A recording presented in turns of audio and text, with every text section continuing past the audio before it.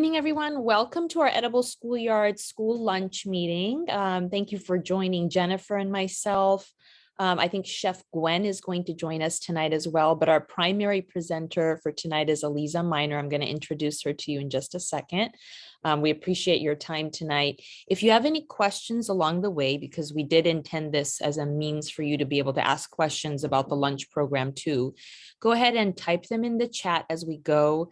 And when we get to the end, we'll read them off so that Eliza or myself or whomever, Gwen, can answer your questions. So feel free to type them in the chat as we go. As I said, the primary presenter for tonight is Eliza Miner. Eliza, I believe for about the past 10 years or so, was our school's Edible Schoolyard consultant.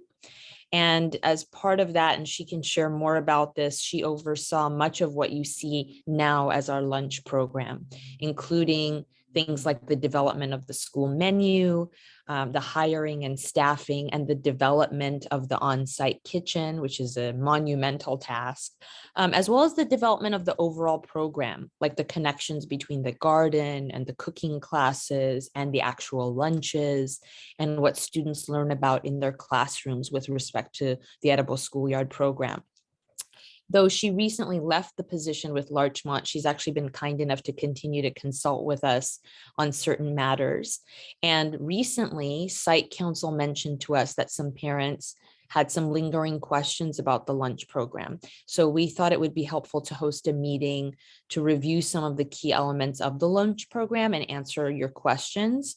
So Eliza is going to talk about some of those key aspects tonight, including the philosophy behind the lunch program, the structure of how the lunch program works, how lunch is connected to the classroom, and then some common issues that come up, like what you as parents can do if your child doesn't like a particular school lunch, what you can do to help the development of the palate, and much more.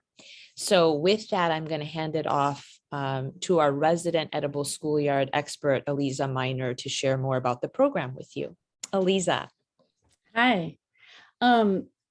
So I want to get into more of a conversation eventually and a little dialogue with everybody here and answer questions. But I thought I'd start with a little context and some history of the Edible Schoolyard program, and just what the goals of the program are at Larchmont.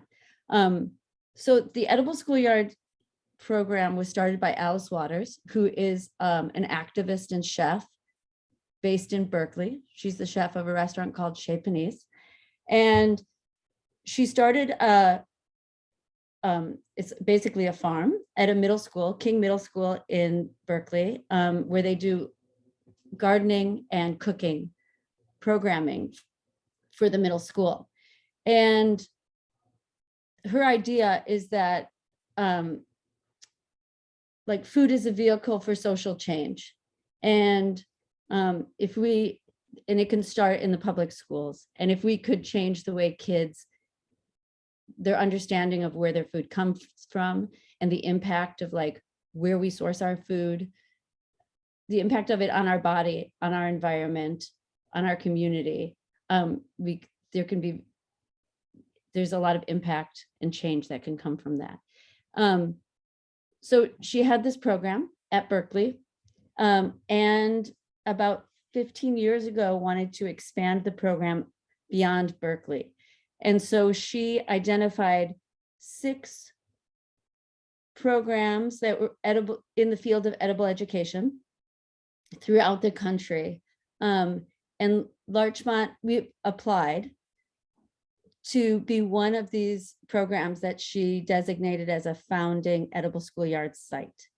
And so we were one of 6 programs. They're not all schools. Some are private schools, some are public schools, some are in, there's a museum, that are all part of this group of 6 founding Edible Schoolyard sites. So I think it was 2009 when Larchmont was selected to be one of these sites. And I think she chose Larchmont because there are the tenets of eco-literacy and edible education are in the charter, in Larchmont's charter. So it's just part of the school's approach to teaching.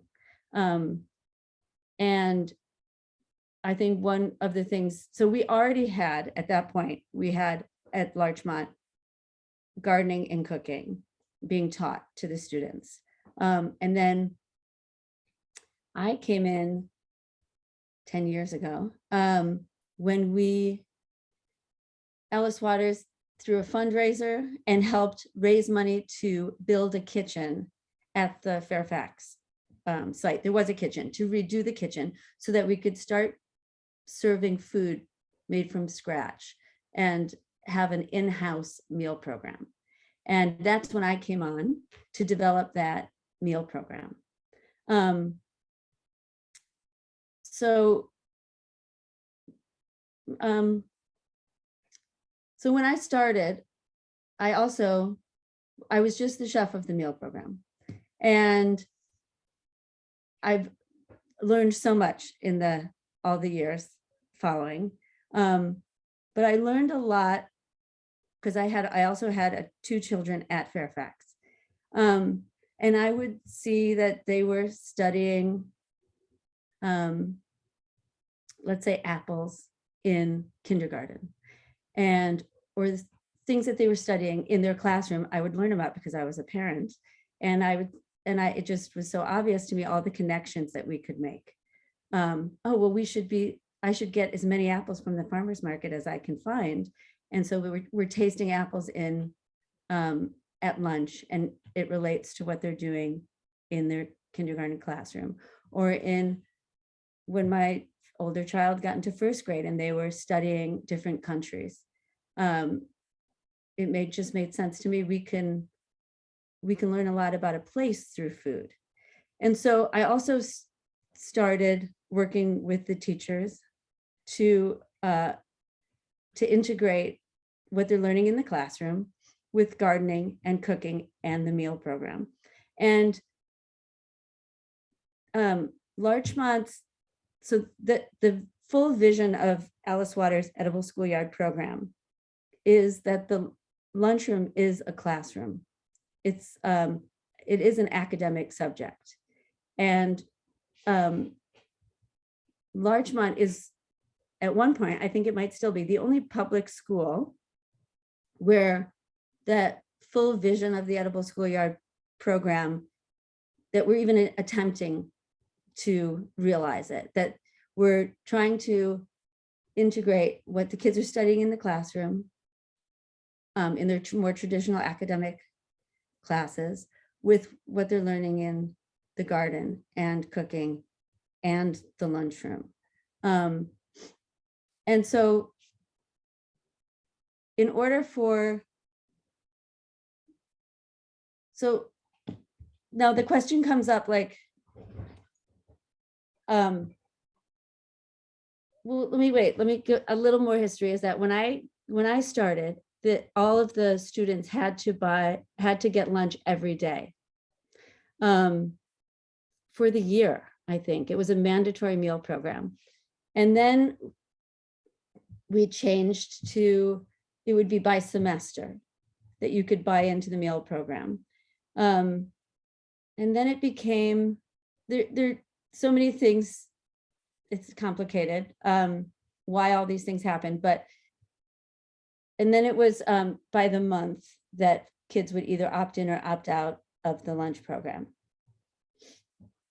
And so now we don't require that families, we can no longer require that families choose to be in or out of the lunch program. But we've always tried to encourage participation because, well, there's many reasons. And one is that we can't, part of the objective of the lunch program is to introduce new foods to kids, to expand their, just as a just to be curious about new things, to try new things. And we can't really do that if a kid can opt out of a lunch one day and buy a lunch another day. So I'm going to give you an example.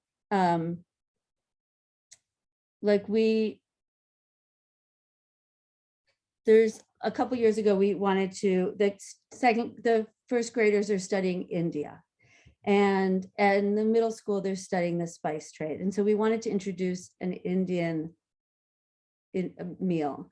And so in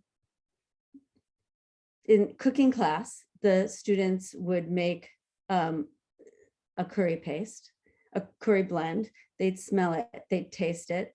They became a little bit more familiar with it. They were studying India in first grade, so the first graders made placemats with all the facts that they knew about India. And we made them, and then all the kids in the lunchroom would have that placemat. And maybe they were growing something in the garden that could be incorporated into some mint from the garden that could be incorporated into a yogurt sauce for that meal. And so it would be hard for us to do that sort of programming if all the kids weren't participating in lunch. I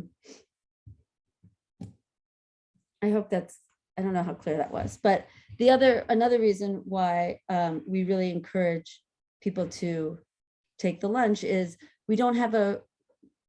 it's just more waste if we don't know how many kids are buying lunch each day. So there's more waste if we don't know, we over make lunches. The cost is another factor. So I'm trying to think of where to go from here. I guess I could talk a little bit about how the meals are designed. There is so much thought that goes into how we design our meals. So we try to always have something familiar to the kids, like in every given week. We used to have like a rhythm to the week, so that there's soup on Monday, pasta on Wednesday, and then we'd introduce other foods on the other days of the week. Every week we try to make sure that there's only one meal where all of the components are in one dish, like a burrito or a casserole, because we know that some kids prefer their food separate. So that every week there's also a meal where all of the elements on the plate are separate.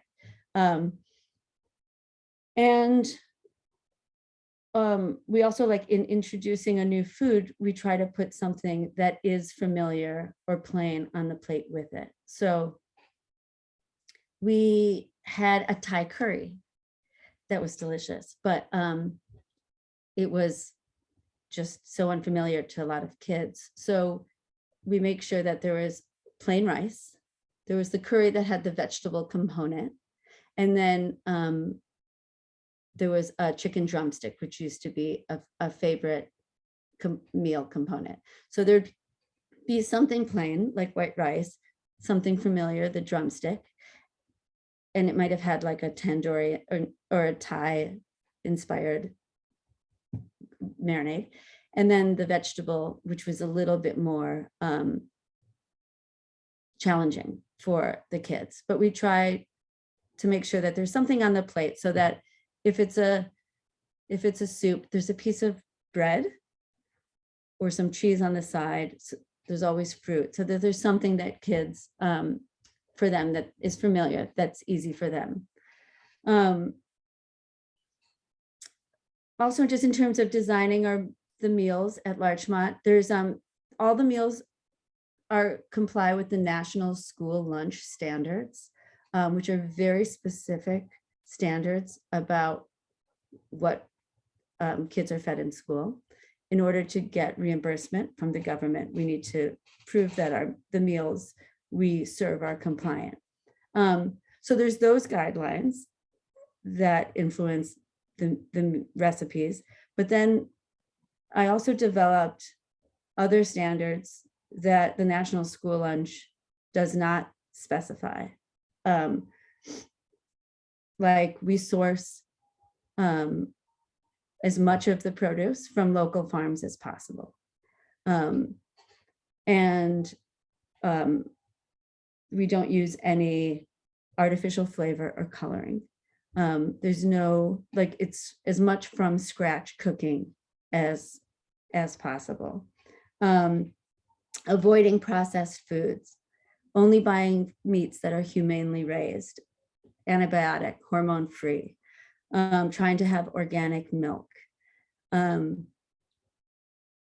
So there are standards that we have set that I think are above and beyond what the National School Lunch Program standards insist on. But we also, I think part of it is that we know that just delicious food alone isn't gonna get kids to buy in. And not everybody is gonna like the same thing. And so I think what I tried to do while at Larchmont was approach it from so many different angles, get them interested because of what they're studying in their classroom, or make sure, like we did things like lunch lab, that they were testing out recipes in cooking classroom before being served it at lunch. Try to make the lunch relevant, so it relates to what they're thinking about outside of lunch. I think that all those things are helpful. Also, having a person serve the lunch who knows their name, who knows them. I mean, there are studies that tell us that kids are more likely to try food if they're just served a plate of food and greeted. We also serve smaller portions to encourage kids to try things. There are studies that suggest that if you were to serve a kid like 3 peas, they're more likely to try them than if you serve them a cup of peas. And also just the idea that we regulate how much we eat, and our hunger is not determined by just what's put on the plate, but you can come back for seconds and thirds of the things that you like. And it gives them a little bit more involvement in what they get, what they're eating. What else? Are there just areas that I've just not hit? No, you've covered a great deal already, Elisa. I guess one question would be if there's a challenge, with eating for a parent with a child, or if they're averse to lunch on a particular day, do you have any tips or strategies in those types of situations?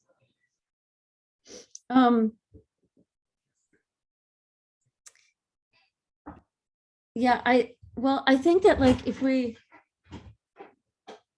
give,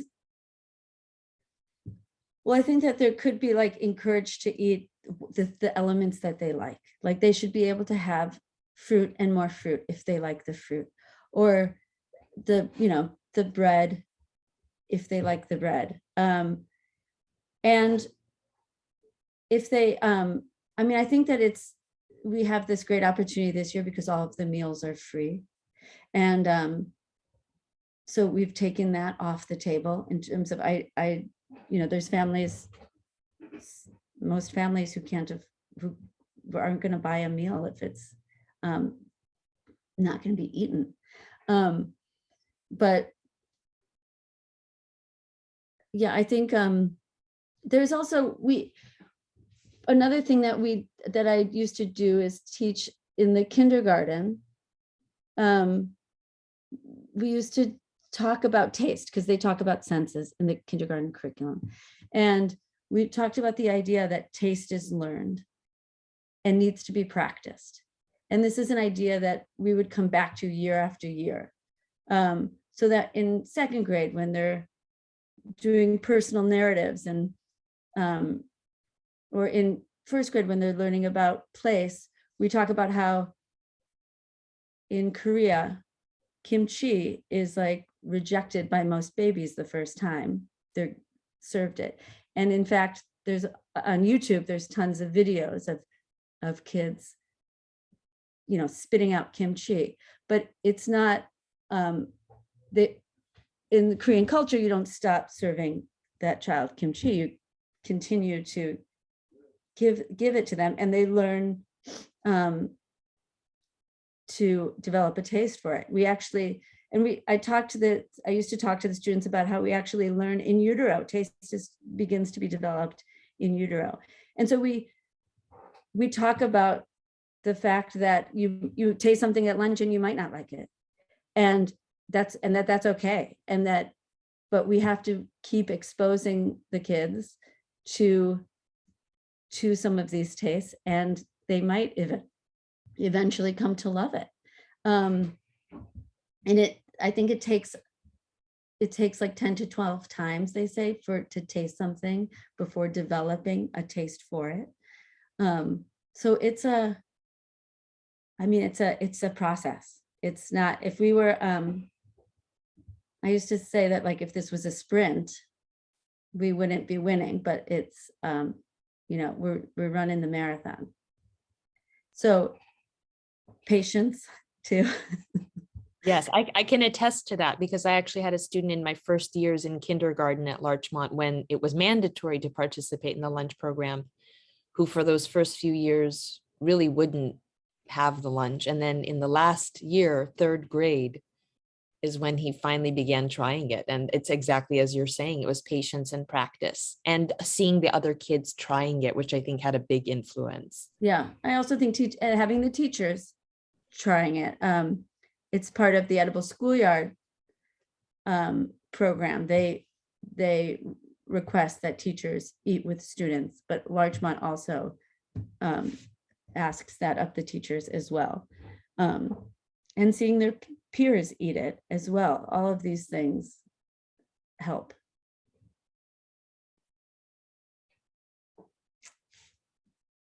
Anything else, Marcetta, that I think you covered most of it, Elisa. Jennifer, is there anything you can think of that before we open it up for any questions? Just a small part, how it's not just the eating habits and the variety and it being organic and fresh, but it's also the way that they come into the lunchroom and receive their food, and the way that they wait behind their chairs and then, say thank you for our food. And sometimes they sing a song and then they sit down and they eat. It's the table manners. I don't know if you can speak a little to that. Yeah. So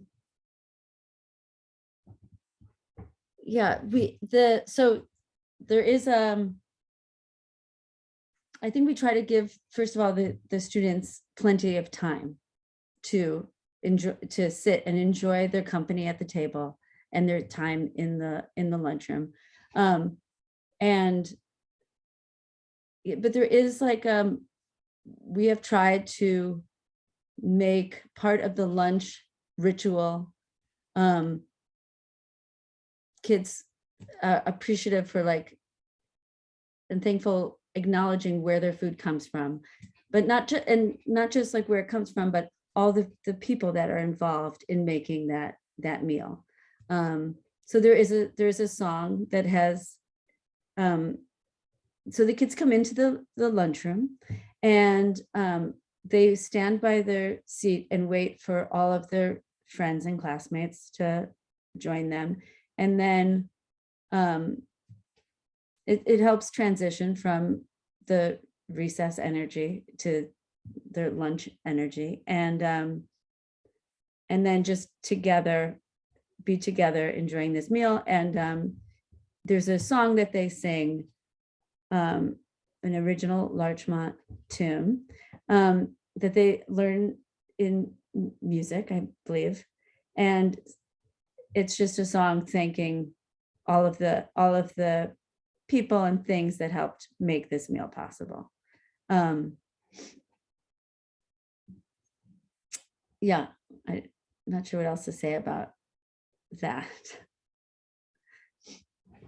That's great, Elisa. And just so you know, there's a couple of comments in the chat already. Just someone saying, I feel so lucky LCS was selected for this amazing food program. It's the first time my son eats at school and loves the food. It was an amazing draw for our family. My child never used to remember what they ate for lunch, and now they remember every detail and enjoy the meals and the gardening recipes. Such a challenge for kids to try new food, and I think you guys are doing an amazing job. We love the lunch program. So lots of commendations, but we're happy to open it up for any questions that you all might have for Elisa. And I know Gwen is actually here with us now too. So I'm going to add Gwen to our spotlight as well. Gwen is our chef of our lunch program. Welcome, Gwen. I wasn't sure if you had anything to add or if you want to